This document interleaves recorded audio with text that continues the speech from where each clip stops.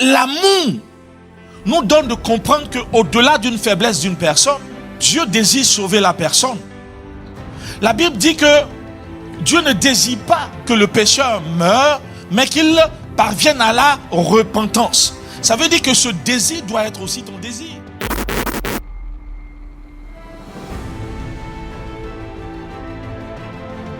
Le Saint-Esprit repent l'amour de Dieu dans notre cœur. Il dit, Dieu nous prouve son amour envers nous en ce que lorsque nous étions encore pécheurs, ça veut dire que nous étions ennemis de Dieu, mais il nous aimait. L'amour agapao est un amour inconditionnel, un amour qui ne peut être influencé par l'âme, ni les émotions, ni quoi que ce soit. L'amour agapé est capable de mourir pour quelqu'un.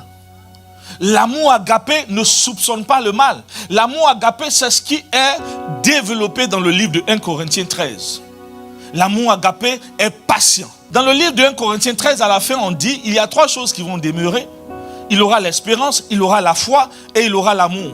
Et le plus grand, c'est l'amour. L'amour est la nature de Dieu. La Bible ne dit pas que Dieu est foi. On se connecte à Dieu par la foi. Mais l'amour est la nature révélée de Dieu. Donc lorsque tu reçois l'Esprit de Dieu, tout de suite, on doit voir le fruit. De l'amour va sortir la bonté. La bonté, en réalité, c'est aussi de l'amour. La Bible dit, l'amour est patient. Ça veut dire que la patience est inclue dans l'amour. L'amour ne soupçonne pas le mal. Ça veut dire ce qui fait que tu regardes une personne imparfaite et tu dis cette personne sera un géant. C'est l'amour. L'amour couvre les fautes. L'amour pardonne tout. Si tu n'as pas l'amour, tu ne peux pas avoir la maîtrise de soi. Jésus, on vient l'attraper. Et puis, Judas Iscariote vient l'embrasser et dit, mon ami. Waouh. Si tu n'as pas l'amour, tu as fait comme Pierre, sorti l'épée. Toi ne sors pas l'épée. Le canal qui fait déverser l'amour dans le cœur des enfants de Dieu, ce n'est que le Saint-Esprit. Et le Saint-Esprit te montrera comment aimer. Le Saint-Esprit t'apprendra les profondeurs, la hauteur, la largeur, la longueur de l'amour. Et sans le Saint-Esprit, aucun homme ne peut manifester l'amour réel. Dès que le pasteur les a brusqués net, lorsque le reste a brusqué un peu, vous voyez, l'amour agapé, il ne bouge pas. Il ne peut même pas bouger même. Parce qu'il n'y a rien qui vient heurter. L'amour, la Bible nous dit que ce qui triomphe du jugement, donc de la mort, c'est la miséricorde, qui est une portion de l'amour. La Bible nous dit aussi dans Cantique que l'amour a la même puissance que la mort. Mais en réalité, l'amour est plus puissant que la mort. Parce que Romains vient nous dire que qui nous séparera de l'amour de Christ? Est-ce la mort? Non. Et après, il nous dit dans tout cela, nous sommes plus que victorieux ou vainqueurs par celui qui nous a aimés. Ça veut dire que l'amour de Jésus pour nous, nous donne la victoire sur la mort. Le Saint-Esprit vient reprendre l'amour dans ton cœur parce que en réalité, l'amour te donne la capacité de vaincre les œuvres de la mort.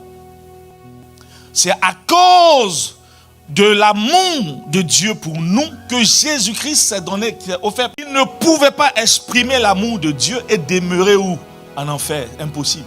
Là où je vais en venir, c'est que l'amour de Dieu est ce qui nous donne la capacité de combattre dans les règles de l'art. Vous devez comprendre que nous avons reçu de Dieu les âmes pour le combat spirituel, mais il nous informe que le combat spirituel ne se fait pas contre le sang ni contre la chair. Pour que un homme qui a été touché dans son âme d'une amertume ne se lève pas contre ce frère-là, il faut de l'amour. La Bible nous dit que Jésus regarde, il dit, Père, ne leur impute pas cela, pardonne-leur, car ils ne savent pas ce qu'ils font. Ils étaient vieux et barbus, ce qu'ils faisaient, ils savaient. Est-ce que les soldats là, ils ne savaient pas ce qu'ils faisaient? Quand ils piquaient piqué dans les côtes de Jésus, il ne savait pas. Il savait que la lance là, c'est ce qu'ils utilisaient pour tuer les gens. Si le Saint-Esprit ne te donne pas l'amour, frère, quand le frère Élisée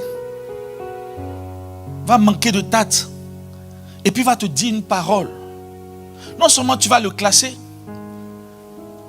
mais tu vas commencer à l'assassiner auprès des autres. Parce que la Bible nous dit que lorsque nous faisons le commérage, on repent le sang innocent. Tu vas commencer à l'assassiner. Ça veut dire que tu ne combats plus selon les règles. Tu vas commencer à combattre son sang, sa réputation, son nom. Mais l'amour nous donne de comprendre qu'au-delà d'une faiblesse d'une personne, Dieu désire sauver la personne. La Bible dit que Dieu ne désire pas que le pécheur meure, mais qu'il parvienne à la repentance. Ça veut dire que ce désir doit être aussi ton désir. Lorsque le Saint-Esprit vient dans ton cœur, le Saint-Esprit te conduit à avoir les mêmes sentiments que Jésus.